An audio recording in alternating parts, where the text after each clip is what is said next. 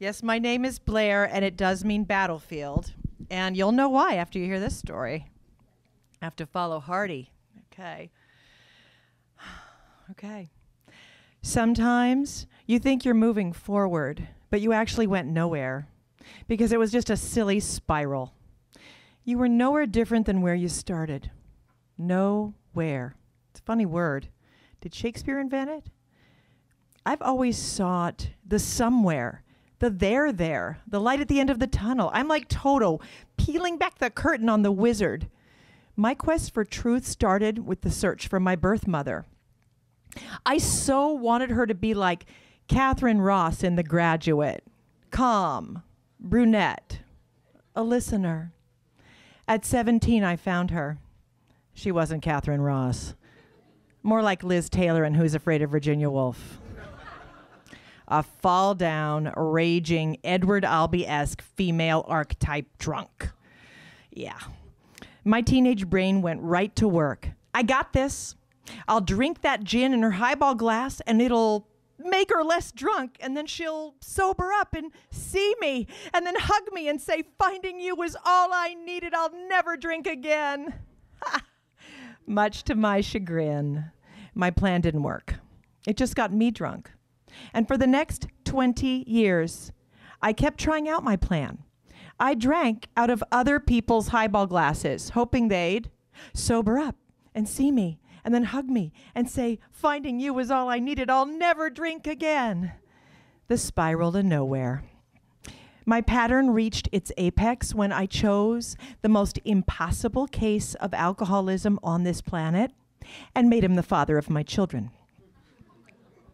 I'll call him Jack, for he must be anonymous. When Jack suddenly sobered up for me and saw me and hugged me and said, finding you is all I needed, I'll never drink again, the heavens opened up. 2 + 2 became 5. God was alive and well. This was what I was looking for in all those highball glasses. This was the there. This meant there are happy endings, even for me. So we entered a portal together called Here's What Normal People Do. Recovery, marriage, a house, Christmas, Halloween, SUVs, parenting. With not one foot in the portal, we realized we needed protective gear. The air was too clean. It hurt to breathe. So we put on spacesuits and traversed the crater-filled terrain of grown-up land, hoping not to be discovered for the aliens we were. Living inside Here's What Normal People Do chipped away at my sanity. I hadn't realized I'd snapped, and Jack was miserable, feeling like a fraud in the role he found himself.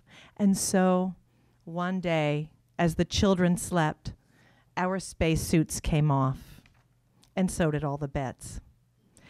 I awoke that morning at 4 a.m. It was an eerie feeling. I wandered outdoors, seeing Jack's truck in the drive, but no Jack. Then I heard the faint harping of Frank Zappa coming from behind the gate, dumb all over. I crept down the windy trail to the back toward his mother's house. It felt like a long tunnel, but this tunnel had no light at the end of it. I found him in his mother's bar. The demon who'd taken over his body grinned up at me, a twinkle in his eye. You're fired. He's mine.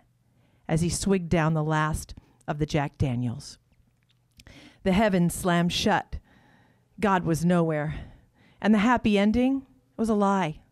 Nothing was the same. The next year became a patchwork quilt of sad patches like empty bottles, doors with chains, booming voices, missed t-ball games, unheard prayers, neighbors' stares, teachers' eyebrows, hotels, needles, detox, yoga, and tears, women who stalk, the Venice precinct, missing persons reports, calls to the morgue, counselors, therapy, houses on fire scrawled in red crayon by a first grader, assessments, anger, a boy waiting in the park, a gift in his lap. It has a red bow. Where's Daddy? Where's Daddy? Rage, realtors, rehab, refusing Ritalin, rescuers, PTSD, OCD, ADD, bringing me to the end of nowhere. 2 years. All attempts failed. Kids and I in a new house. Jack, somewhere. Not with us. But when the phone rings, we still jump. Each time. It's Tuesday. I drop the kids to school. The security guard in Trader Joe's thinks I'm homeless because I'm in pajamas and limping from the pan I dropped on my foot. My cell vibrates. It's Jack. It had been days. I pick up. Hi, honey. Look, I'm gonna find a bridge. Tell the kids I love them. Tell them I'm sorry. I'm an idiot. Why'd you choose an idiot? Tell them don't drink, ever. But don't let them forget me. I made them pancakes on Saturdays. I need to stop now. I need to find that bridge.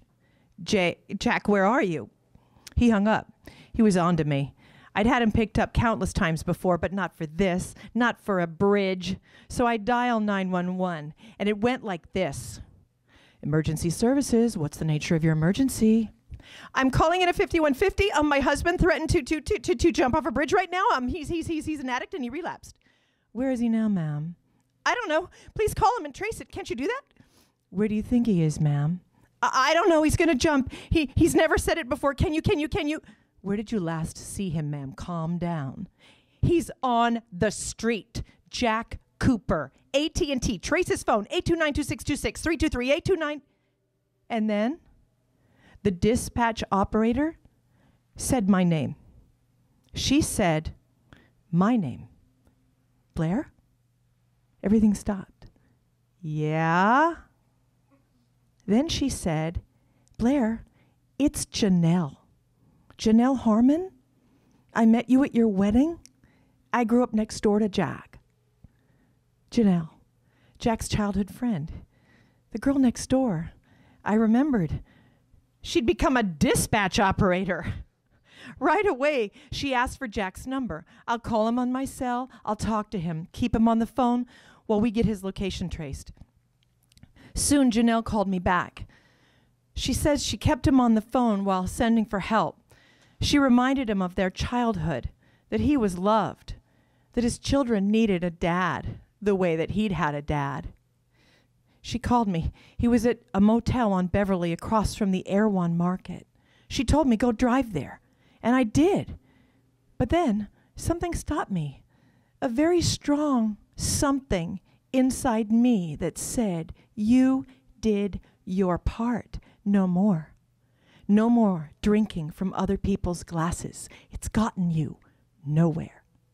So I stayed back. I hid across the street under the Erewhon Market awning. I watched the car come. I watched them bring Jack outside. I watched his body bend into the back seat, surrendered. Off they went. Jack would have no memory of that day, but I do.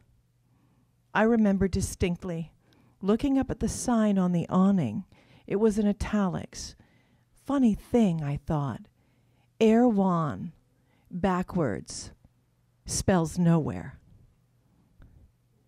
I went home, knowing that today marked the end of my going nowhere.